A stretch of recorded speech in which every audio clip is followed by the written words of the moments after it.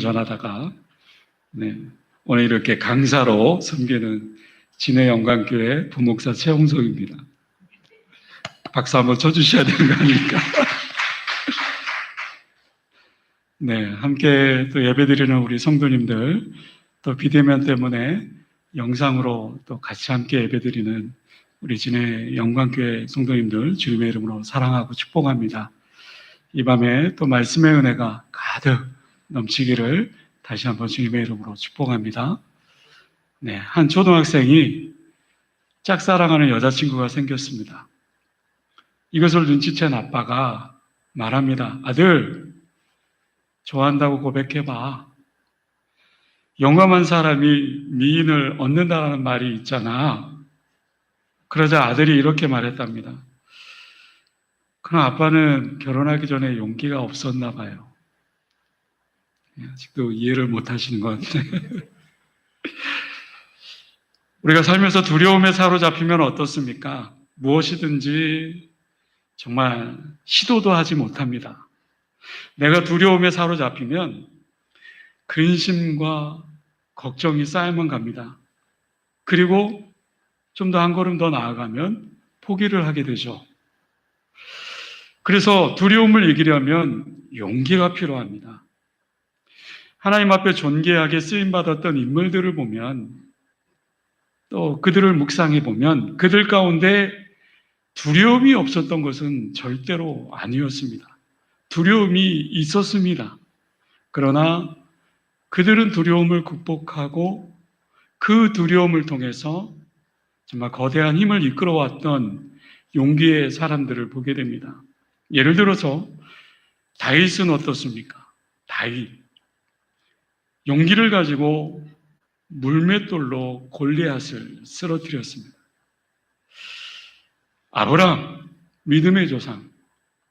본토 친척 아비집을 떠나라는 것은, 그것을 또 떠났던 것은 어찌 보면 아브라함의 용기였습니다. 모세가 80의 노인이었습니다. 근데 민족을 이끌라. 민족을 이끌 때에는 용기가 있었던 것이죠. 다니엘과 세 친구, 풀무불과 사자굴에 던져줍니다. 그럼에도 불구하고 무릎 꿇지 않았었던 것은 그들의 용기 때문이었습니다. 기드온이 300용사로서 수많은 적들과 싸우는 데에는 용기가 있었기 때문에 가능했겠죠. 엘리야가 이방신, 아합신들을 또 섬기는 선지자 850명 대 1, 담대히 설 수 있었던 것 또한 용기가 있었습니다. 에스더, 죽으면 죽으리라. 왕 앞에 나아가서 민족을 구한 것도 용기가 있었기 때문이죠. 다니엘 기도에 또 이렇게 간증자로 서 있는 분들, 그분들을 보면 처음 설 때 한결같이 저같이 부족한 사람이 어떻게 이 자리에 설 수 있을까? 또한 하나님이 주시는 그 말씀 가운데 용기를 가지고 또 그렇게 담대히 하나님의 그 말씀만 전하는 그런 간증자들을 보게 됩니다. 오늘의 삶에 어떤 두려움에도 무릎 꿇지 않는 용기, 우리의 삶 속에 뭐가 있을까?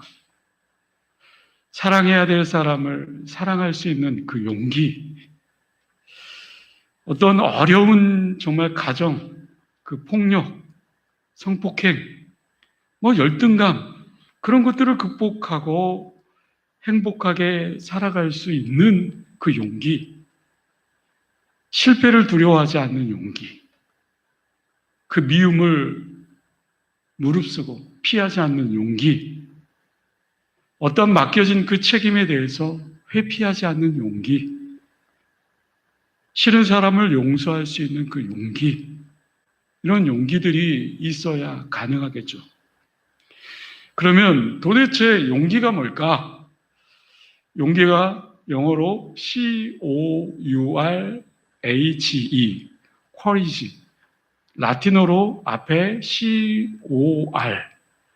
이 C-O-R이라는 이 단어는 그 라틴어의 그 단어, 심장이라는 그런 뜻을 가진 그런 말입니다. 두려움을 느끼는 것이 아니라 그 두려움에도 불구하고 내가 행동으로 나타내 보이는 것이 용기다. 그 라틴어 말에서 유래되었습니다. 모세가 죽었습니다. 이스라엘 백성들을 이끌고 가나안 땅을 정복해야 되는 여호수아. 하나님은 뭐라고 얘기하고 있습니까? 오늘 본문 9절 말씀 제가 다시 한번 읽어드립니다. 내가 내게 명령한 것이지 않느냐? 강하고 담대하라. 두려워하지 말며 놀라지 말라. 내가 어디로 가든지 내 하나님 여호와가 너와 함께 하느니라 하시니라. 아멘. 여호수아 1장 1절에서 9절에 계속 반복되는 말씀이 있어요. 그것은 마음을 강하게 하고 담대하라. 두려워하지 말며 놀라지 말라. 6절에 보면 이렇게 말씀합니다. 강하고 담대하라. 7절의 말씀입니다. 오직 강하고 극히 담대하여. 9절에도 보면 내가 내게 명령한 것이지 않느냐. 마음을 강하게 하고 담대히 하라. 두려워하지 말며 놀라지 말라. 여러분, 본문에 강하고 담대하라라는 얘기는 지금 여호수아의 그 심정이 어떤 마음이었을까요? 잔뜩 겁을 먹고 있는 상태이기 때문에 하나님께서 여호수아에게 강하고 담대하라 라고 그렇게 말하고 있는 것 아니겠습니까? 두려워하며 놀라지 말라라는 얘기는 지금 여호수아가 모세가 죽은 후에 두려워하고 있는 겁니다. 내가 어떻게 이스라엘 백성들을 이끌고 가나안 땅으로 갈 수 있을까? 산들바람처럼 그렇게 불어도 쉽게 포기할 만큼 여호수아의 그 마음, 그 심정은 굉장히 웅크리고 있었다라는 거죠. 때문에 이 용기라는 이 단어, 용기는 절대로 두려움이 없다라는 것을 의미하지 않습니다. 오히려 용기는 내 안에 들어온 그 두려움을 극복하고 정복해 나가는 행동으로 표현하는 그러한 것이 바로 용기이겠죠. 내 안에 있는 그 두려움을 통해서 거대한 무언가의 그 힘을 이끌어내는 그것이 바로 용기라는 거죠. 그러면 어떻게 그 두려움을 정복할 수 있을까? 저는 이 밤에 세 가지를 함께 나누고자 합니다. 첫 번째로 두려움에 직면해야 됩니다. 그 두려움에 맞닥뜨려야 된다는 거죠. 여러분, 두려움이 생겼습니다. 그러면 그 두려움 때문에 피해 보십시오. 그러면 피하면 피할수록 그 두려움이 눈덩이처럼 커집니다. 그리고 그 두려움이 오히려 큰 위기를 맞이하게 되죠. 때문에 두려움이 찾아오면 우리가 그 두려움 때문에 피하거나 눈을 감거나 도망가는 것이 아니라 그 두려움에 맞닥뜨려야 된다는 거죠. 직면해야 된다는 거죠. 근데 여기서 중요한 것은 뭐냐면 그 두려움에 직면함에 있어서 혼자 바라보는 것이 아닙니다. 내 하나님 여호와가 함께 하느니라. 하나님과 함께 그 두려움에 직면할 때 그 두려움을 정복해 나갈 수 있다. 오늘 성경은 또 분명히 그렇게 말씀하고 있습니다. 왜냐하면 우리에게 두려움이 찾아왔다라고 하는 것은 그 두려움이 결코 만만한 존재가 아니라는 거죠. 만약에 그 두려움이 만만한 존재라면 그 두려움이 우리에게 시작도 되지 않았을 겁니다. 그 하찮은 그 두려움, 아주 작은 미세한 두려움이라면 우리가 그것을 쉽게 이해해 나갈 수 있겠죠. 때문에 그 두려움을 내가 하나님께 이끌고 와야 합니다. 그리고 하나님과 함께 극복해 나가야 되겠죠. 여호수아에게 있어서 굉장한 두려움이 있었습니다. 그러나 하나님의 음성이 들립니다. 내가 너와 함께하리라. 여호수아는 하나님과 함께함으로 말미암아 이스라엘 백성들을 이끌고 요단강 건너 가나안 땅으로 들어갈 수 있었습니다. 첫 번째로 그 두려움에 우리가 직면해야 된다. 두 번째로 우리가 분별해서 보아야 합니다. 분별의 영. 우리는 분별해서 잘 보아야 돼요.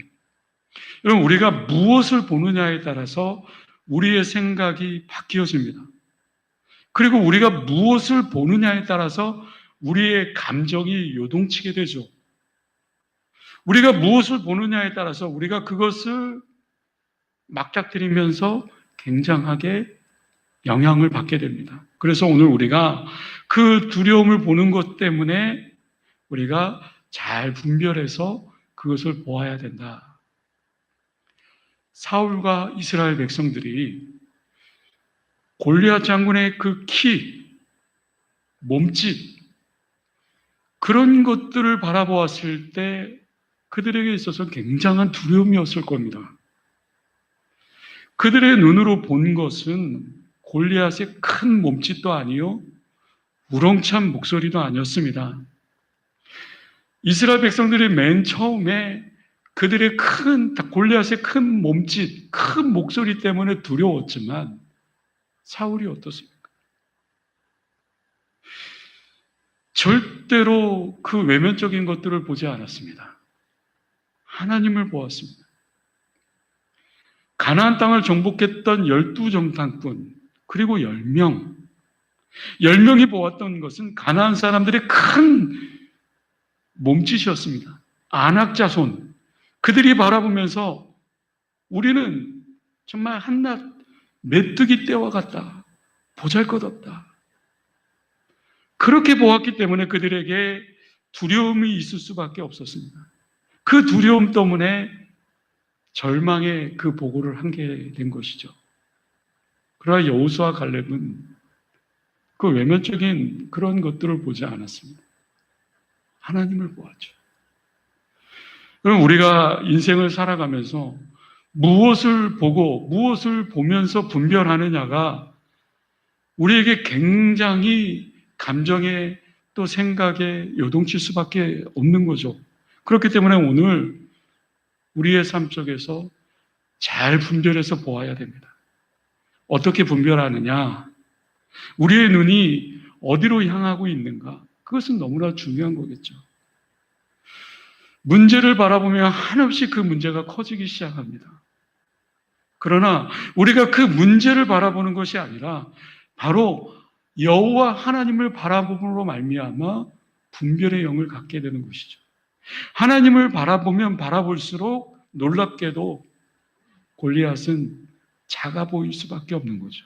그러나 하나님을 바라보는 것이 아니라 이 골리앗을 바라보게 되면 반대로 골리앗은 너무나 크게 보일 수밖에 없는 거죠. 위기 가운데 용기를 바라는 하나님의 사람들의 특징 가운데 하나가 있다면 그들은 바라봄에 있어서 분명하게 분별력을 가지고 하나님을 바라보았다. 문제를 바라보는 것이 아니라 문제의 그 눈을 떼어서 우리의 모든 시선을 하나님께 향하는 것, 이것이 두려움을 이길 수 있는 두 번째 용기가 되어지는 거겠죠. 첫 번째, 그 두려움에 직면해야 된다. 두 번째, 분별해서 들어야 된다. 분별해서 보아야 된다. 그리고 세 번째, 분별해서 들어야 된다. 이스라엘 백성들이 두려워했던 것은 골리앗의 말 때문이었습니다.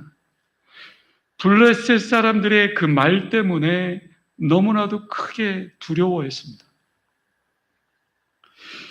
오늘 우리의 삶 속에 우리가 무엇을 듣느냐, 무엇을 듣느냐에 따라서 우리의 감정도 우리의 생각도 끊임없이 요동칠 수밖에 없는 거죠.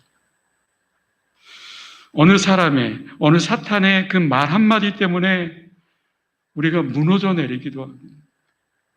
어느 말 한마디 때문에 다시 세워질 수도 있습니다.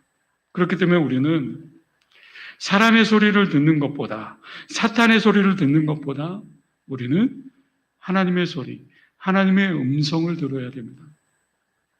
골리앗의 그 말을 듣는 것이 아니라 하나님의 그 위로의 소리를 들어야 된다는 거죠.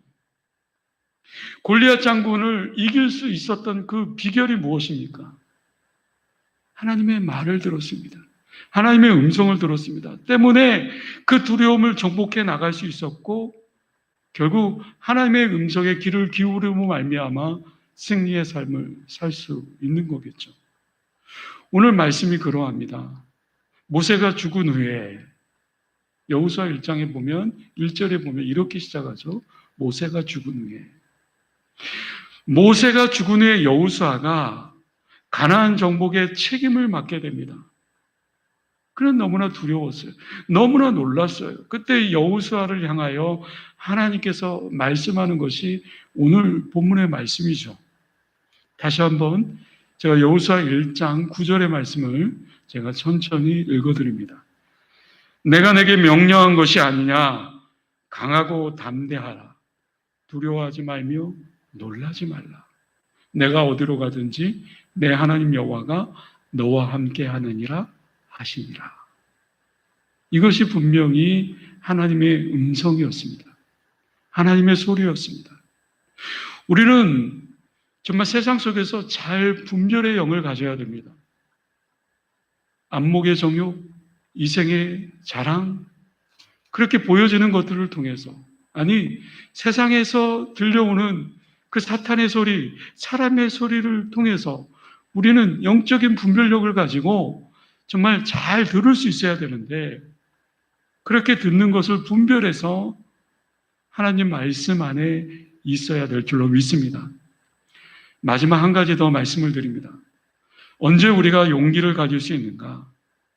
용기가 어떻게 생길 수 있을까? 그 비결이 뭘까? 여러 가지가 있겠지만 그 중에 제일 중요한 것이 있다고 한다면 그것은 분명 우리가 맡겨진 그 사명을 붙잡고 나아갈 때 우리는 용기를 가지고 있을 수 있습니다. 우리에게 맡겨진 사명이 있습니다. 분명히 우리에게 맡겨진 일들이 있습니다. 다윗이 골리앗 앞에 용기 있게 설 수 있었던 그것은 어떤 두려움보다도 하나님께서 주신 사명감 때문이었습니다. 사명에 따라 살아가는 사람, 그 사람은 그 두려움을 극복할 수 있는 용기를 가진 사람입니다. 사명에 따라 살아가는 사람은 죽음도 초월할 수 있는 용기도 갖게 됩니다. 하나님이 주신 그 사명 때문에 이겨나갈 수 있는 거죠. 이것이 바로 용기 있는 사람입니다. 제가 다니엘 기도를 통해서 굉장히 많이 은혜를 받았는데요. 이 은혜를 우리 가족들과 함께 나누고 싶다. 그래서 가족 카톡방에 끊임없이 올렸습니다.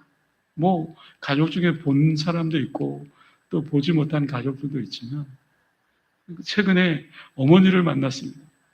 어머니를 만나서 그 병상에 누워있는 어머니에게 계속해서 하루 종일 다니엘 기도회를 그 영상, 그 간증자들의 그 영상을 함께 보게 되었습니다.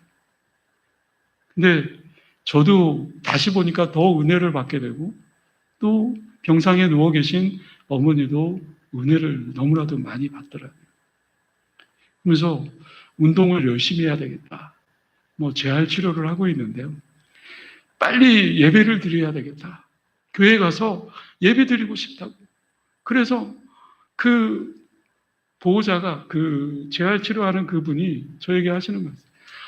어머니는 예배 드리고 싶어. 교회 가서 예배 드리고 싶어서 너무 그렇게 열심히, 너무 그렇게 정말 운동을 열심히 한다고 얘기를 듣게 됐어요. 걷지도 못해요. 그런데 걷지도 못하는 그 몸을 가지고 정말 용기를 가지고 믿음을 가지고 열심히 정말 일어서려고 하는 그 의지에 정말 너무나도 큰 은혜를 받았습니다. 여러분, 우리에게 맡겨진 사명들이 있다면 그것이 무엇일까요? 분명 나에게 그 사명감이 있다고 한다면 우리는 그 용기 때문에 세상의 그 어떤 어려움 앞에서도 두려워하지 않습니다. 저와 여러분들이 정말 그 사명감이 회복되어지기를 주님의 이름으로 간절히 축원합니다. 그 사명이 회복되면 회복될수록 그 두려움은 작아질 수밖에 없는 거겠죠. 예수님께서 십자가를 질 수 있는 그 용기 또한 두려움을 정복한 큰 용기였습니다. 주님께서도 얼마나 그 죽음 앞에서 가야 되는 그 길이 두려움의 길이었겠습니까? 나의 하나님, 나의 하나님, 어찌하여 나를 버리셨나이까? 그 겟세마네 동산에서 정말 간절하게 부르짖었던 그 예수님, 그 두려움을 극복하고 용기 있는 자로 설 수 있었던 그 비결이 뭘까? 바로 하나님께서 예수님께 부어주신 사명감 때문이었습니다. 수많은 위협, 수많은 그 배신을 이겨낼 수 있었던 그 용기, 조롱, 핍박, 그 협박을 이겨내고 그 고통을 참아낼 수 있었던 그 용기, 십자가의 그 죽음을 초월할 수 있었던 그 용기가 어디서 나오는 겁니까? 그 모든 용기는 인류를 사랑하신 끊을 수 없는 하나님의 그 사랑, 그 사명감 때문이지 않습니까? 그 사명감이 우리를 이끌어갈 수 있습니다. 그 사명감에 사로잡힐 때 오늘 우리는 그 두려움을 극복할 수 있는 것이고 그 용기를 얻을 수 있는 거겠죠. 말씀을 맺습니다. 두려움 없는 사람은 이 세상에 아무도 없습니다. 우리는 인간이기 때문에 우리는 연약합니다. 우리는 무너집니다. 우리는 정말 연약하기 때문에 날마다 두려움 가운데 살아갈 수밖에 없죠. 분명한 것은 용기 있는 자와 용기 없는 자, 그 두려움을 극복했느냐 아니면 그 두려움 앞에 굴복했느냐, 분명한 차이가 있을 겁니다. 저와 여러분들의 삶의 현장 가운데 그 두려움 앞에 현실의 그 벽에 정말 맞닥뜨리게 됐을 때 끊임없이 부딪히며 그 현실의 벽을 넘지 못하고 그 벽을 넘기만 하면 하나님께서 부어주시는 그 은혜가 큰데 그 두려움의 그 현실의 벽에서 맞닥뜨리며 피하고 도망하는 그 인생입니까? 그 두려움 가운데 직면하는 인생이 될 수 있기를 바랍니다. 그런데 그 두려움 앞에 홀로 맞서 보십시오. 내 의지와 내 생각과 내 감정으로 그 현실의 벽 앞에 끊임없이 부딪힌들 그 두려움을 이겨낼 수 있겠습니까? 잠시 잠깐은 이겨낼 수 있겠죠. 분명한 것은 누구와 함께? 하나님과 함께. 특별히 분별해서 보아야 되고 분별해서 들어야 될 줄로 믿습니다. 우리가 무엇을 보느냐, 무엇을 듣느냐, 우리 두려움 가운데 무너질 수도 있고 두려움 앞에 무너질 수 있고 그 두려움을 극복해 나갈 수 있는 거겠죠. 그러나 무엇보다 하나님께서 우리에게 주신 그 사명감이 나를 이끌 수 있도록 그 사명감에 사로잡혀서 더 강해지고 더 강해지는 인생이 될 수 있기를 바랍니다. 사명감이 강하면 강할수록 두려움은 사라지게 되어 있습니다. 이 용기를 통해서 그 사명을 완수해 나가는 저와 여러분들이 될 수 있기를 주님의 이름으로 간절히 축원합니다. 기도하겠습니다. 은혜로우신 아버지 하나님, 오늘 이 밤도 주님께서 함께 하시고 예배의 자리에 주님이 동행해 주심으로 말미암아 그 두려움을 극복하며 그 믿음으로 여호와 하나님과 함께 나아갑니다. 우리가 두려움 가운데 직면했을 때 정말 무엇을 보고 무엇을 드려야 될지 분별의 영을 허락하여 주셔서 정말 하나님의 음성을 듣고 하나님의 것을 보고 또 더욱 중요한 것은 하나님께서 우리에게 맡겨진 그 사명감으로 말미암아 더욱더 단단해지고 그 용기를 가지고 힘써 또 담대하며 또 선포하며 나아가는 저희들 되게 하여 주시옵소서.